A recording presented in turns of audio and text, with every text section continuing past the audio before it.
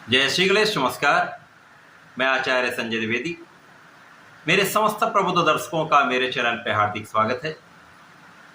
प्रिय दर्शकों, आज मैं राहु के नक्षत्र परिवर्तन प्रभाव को लेकर आपके सम्मुख उपस्थित हूँ। 8 जुलाई को राहु अपने नक्षत्र का परिवर्तन कर चुके हैं तथा शनिदेव के उत्तरा भाद्रपद नक्षत्र में प्रवेश कर चुके हैं।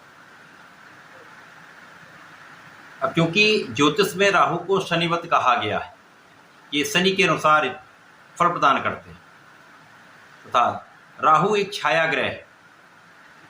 राहु केतु एक ऐसे ग्रह हैं जहां पर ये जिस भाव में होंगे उस भाव के अनुसार फल की प्राप्ति कराएंगे।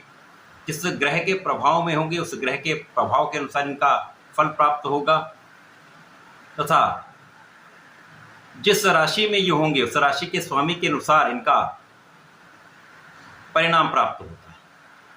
अब यहाँ पर ये छाया ग्रह भी है तथा राहु शनि के अनुसार फल भी देते हैं, जिसके कारण जब ये शनिदेव के नक्षत्र में जाएंगे तो पूर्णतः ये शनि के सहायक के रूप में कार्य करेंगे, अर्थात शनिदेव के बल को बढ़ाने वाला इनका ये गोचर काल रहने वाला है। 8 जुलाई से प्रारंभ होकर 16 मार्च तक ये 8 माह का जो समय है, इसमें राहु शनि के अनुसार ही फल की प्राप्ति कराने जा रहे हैं, अर्थात शनिदेव के बल को ये दुगना करने वाले। शनिदेव यहाँ पर महाबली हो जाएंगे, क्योंकि वर्तमान समय में शनिदेव अपनी स्वयं की राशि में है, अत्यंत बलवान स्थिति है, शश नामक राजयोग में है। अब इस पर राहु का जो प्रभाव है ये इन समस्त प्रभाव को बूस्ट करने वाला है, कई गुना बढ़ाने वाला है, जिसके कारण अत्यंत प्रभावी स्थिति बन रही है, अत्यंत सकारात्मक प्रभाव प्राप्त होने वाला है। आज मैं कर्क राशि के लिए राहु के इस नक्षत्र परिवर्तन का किस प्रकार का प्रभाव मिलने वाला है, इस समय में किस प्रकार के योग बनेंगे, संपूर्ण विश्लेषण मैं पूर्ण तर्क के साथ करने जा रहा हूं। प्रिय दर्शकों, इस राशिफल को आप अपने लग्न तथा राशि दोनों के अनुसार देख सकते हैं। कर्क राशि चंद्रमा की राशि है, यहाँ पर राहु के साथ चंद्रमा का ग्रहण दोष बनता है, इसी प्रकार शनि के साथ चंद्रमा का विष योग बनता है। तो दोनों स्थितियों में कर्क राशि के लिए कहीं न कहीं एक समस्या का समय है। यद्यपि वर्तमान समय में शनिदेव जो अष्टम भाव में गोचर कर रहे हैं, जो ढैया का प्रभाव दे रहे हैं, वक्री हो चुके हैं। वक्री होने के कारण इनका ढैया का प्रभाव न्यून हो चुका है। अभी जब तक शनिदेव वक्री अवस्था में है, कर्क राशि के लिए अधिक समस्या नहीं है, परंतु जब ये मार्गी होंगे तो पुनः ये अष्टम का फल देंगे। सप्तम तथा अष्टम के स्वामी होकर अष्टम भाव में ये निश्चित रूप से कुछ समस्याएं भी उत्पन्न करने वाले हैं। अब राहु का जब बल प्राप्त हो जाएगा तो ये समस्याओं की वृद्धि हो जाएगी। पहले के समय में कर्क राशि के लिए वक्री अवस्था में शनिदेव अष्टम भाव में है, जिसके कारण इस समय में कार्यक्षेत्र की जो समस्याएं हैं वो कम होना प्रारंभ हो जाएंगी। कार्यक्षेत्र में जो उतार चढ़ाव चल रहे थे वो कम होने प्रारंभ हो जाएंगे। कार्यक्षेत्र की निरंतरता आपको प्राप्त होगी, जिससे आपका परिश्रम आपको संपूर्ण लाभ देगा, जिससे धन प्राप्ति का अवसर आपको मिलने वाला। अब राहु चूंकि यहाँ पर नवम भाव में गोचर कर रहे हैं, भाग्य भाव में होकर भाग्य को बाधित कर रहे थे, परंतु जब ये शनिवत हो जाएंगे, अब शनि चूंकि इस समय सकारात्मक परिणाम दे रहे हैं तो राहु का प्रभाव भी सकारात्मक होने वाला, तो आपके भाग्य की बाधाएं कम होंगी, भाग्य का साथ मिलना प्रारंभ हो जाएगा। तो इस समय में आपके कार्यक्षेत्र की समस्याएं कम होना प्रारंभ हो जाएंगी, कार्यक्षेत्र से आपको लाभ होना प्रारंभ हो जाए। आप किसी भी प्रकार के कार्यक्षेत्र में हो सकते हैं, नौकरी हो सकती है, प्रोफेशन हो सकता है, व्यापार हो सकता है, तीनों क्षेत्रों में आपको एक अच्छा लाभ यहाँ पर मिलने वाला है।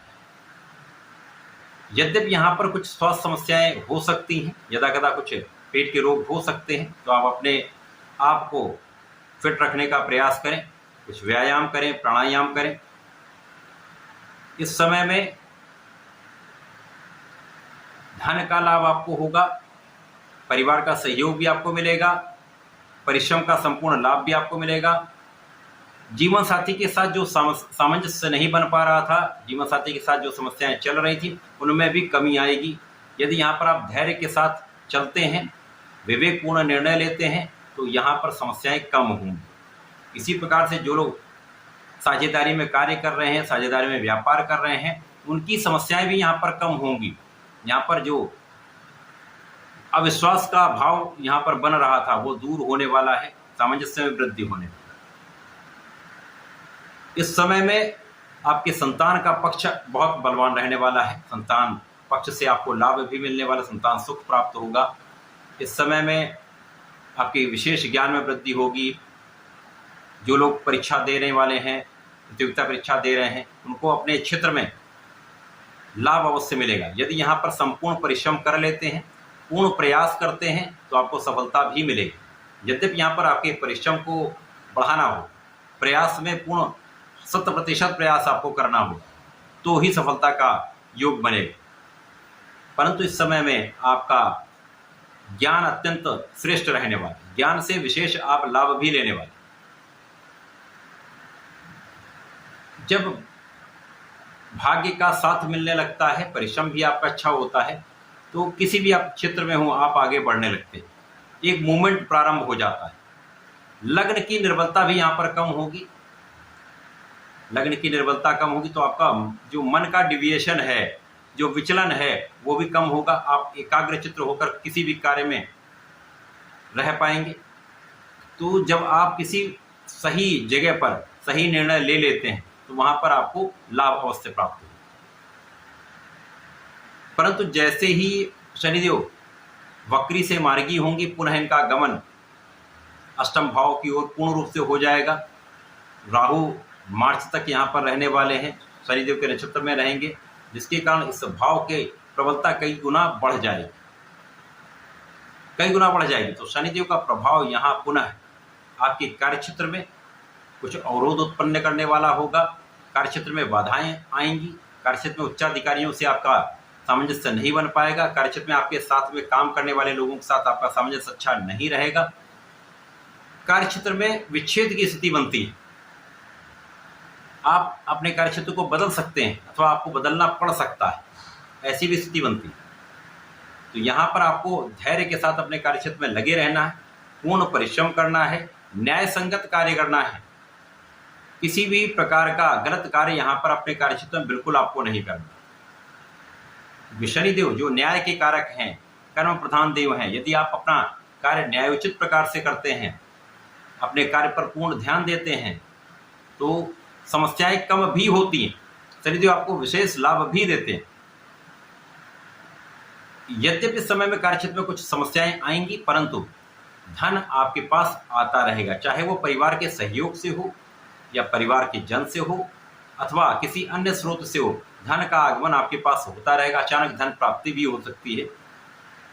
कहने का ये अर्थ है कि आप अपना संपूर्ण परिश्रम करें, एकाग्रचित्त होकर अपने कार्य में क्षेत्र में लगे रहें, चाहे वो आपकी पढ़ाई का भाव हो, चाहे आपके नौकरी का भाव हो, प्रोफेशन हो अथवा व्यापार हो। समस्त क्षेत्रों में आपको पूर्ण मनोयोग से कार्य करना है। मन को भटकने से बचाना हो। यद्यपि इस समय में भाग्य में समस्या बहुत नहीं आने वाली, भाग्य का जो अवरोध है वो यहाँ पर दूर रहेगा। तो आप जितना प्रयत्न करेंगे उस प्रयत्न का लाभ वही आपको प्राप्त हो। परंतु स्वास्थ्य समस्याएं, मानसिक समस्या तथा व्यापार में अवरोध, कार्य में अवरोध, ये कहीं ना कहीं तनाव का कारण बनता है। इस समय में अब चूंकि 9 सितंबर से और 16 मार्च तक शनि और राहु एक दूसरे के अत्यधिक पास में होंगे, तो एक दूसरे के प्रभाव को ये कई गुना बढ़ाने वाले हैं। इसीलिए 9 सितंबर से ये जो राशिफल है वो अत्यंत प्रभावी होने वाला है। राहु का परिवर्तन तो 8 जुलाई को हुआ, परंतु 9 सितंबर से इनकी स्थिति अत्यंत प्रबल होने वाली, जिसके कारण ये राशिफल मैं आपके लिए प्रस्तुत कर।